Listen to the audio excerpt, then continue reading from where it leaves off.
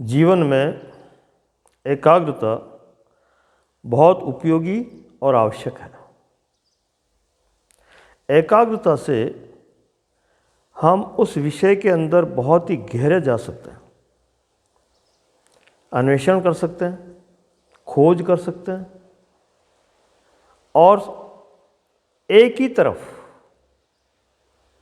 गहरे से गहरे हमारी गति संभव हो सकती है। यदि एकाग्रता नहीं है तो विचारों में अनेक प्रकार की धाराएं चलेगी, ये वो, अभी, कैसे, क्यों, इस तरह की बहुत सी बातें उस एक विषय को लेकर के चारों तरफ से घेराव कर देगी और हम सीधे नहीं चल पाएंगे। हमें जो प्राप्त करना है या खोजना है या हम जो चाहते हैं वो एकाग्रता के बिना असंभव है। यह एक बात बहुत बारीक से समझ लेना है। एकाग्रता के अंदर कुछ गहरी बात कहने की मैं चेष्टा कर रहा हूँ। मैंने अनुभव जैसा किया है वैसा कह रहा हूँ। वैसे तो एकाग्रता के लिए बहुत से पुस्तकों में या बहुत से अनुभवियों से या जो जीवन में गुजरे हैं उनके मुख से हमने सुना है, हमने भी खुद जीवन में उसमें गहरे उतर करके एहसास किया है कि एकाग्रता से किस तरह से हमें गति मिलती है और हम कहाँ तक पहुँच सकते हैं सरलता से। हमारी गतिविधि एकाग्रता में और चंचलता में ये डिफरेंस हम अपने आप मालूम कर लेते हैं।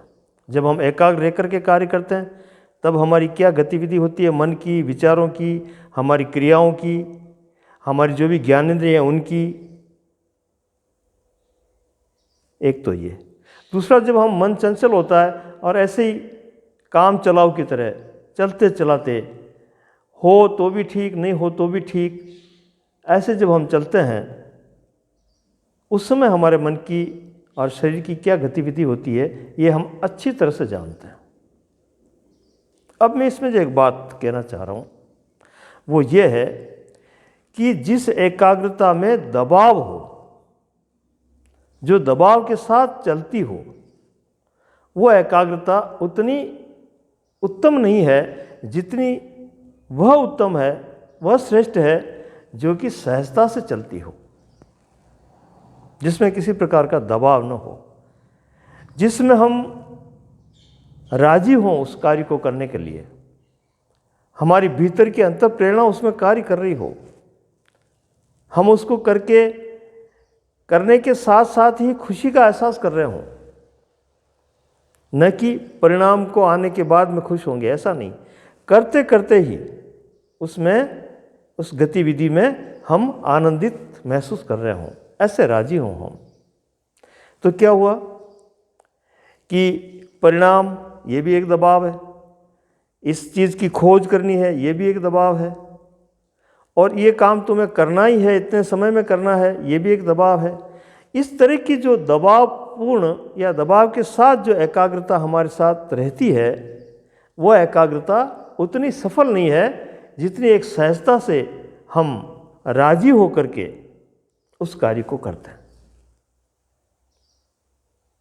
राजी होने में स्वतः हमारे मानस, हमारी इंद्रियां, हमारे अनुभव सब उसमें जुड़ जाते हैं और वन वे हम हो जाते हैं और बड़े सरलता से, बड़े आनंदित होकर के उसके जो परिणाम आते हैं वो बड़े मधुर होते हैं, बड़े अच्छे होते हैं। और ऐसी ही एकाग्रता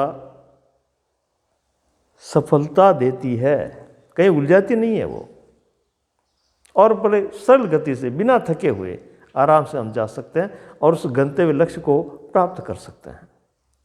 जिसमें भी ये घटना घटी है, चाहे वो वैज्ञानिक हो या कोई विद्वान हो या कोई मनीषी हो, जहाँ जहाँ भी गहरी खोजें हुई है मनुष्यों द्वारा या बुद्धि द्वारा, उसमें ये सहज एकाग्रता ही काम की है इसने। सहज एकाग्रता का ही वर्चस्व रहा है, वही पहुंचा है। वरना ये जो चारों तरफ से नाकाबंदी करके जो एकाग्र किया जाता है, वो एक भार स्वरूप होकर के हमें विचलित करता है। उससे हम